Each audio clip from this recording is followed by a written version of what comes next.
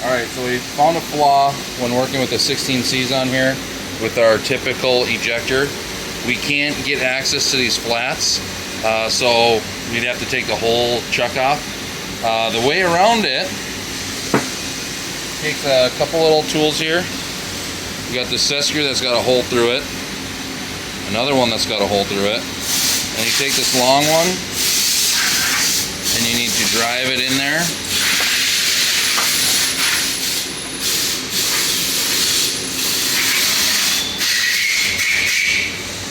And it does require you to have that thing tight in there.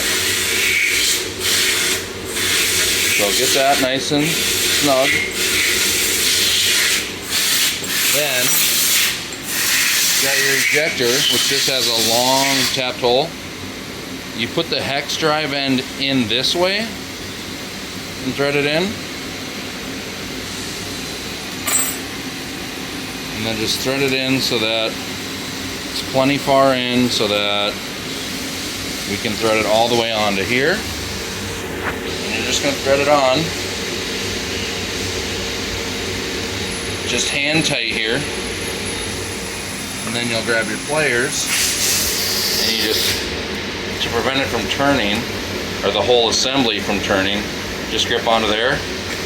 And then the magic happens when that nut or set screw jams on top of the other one.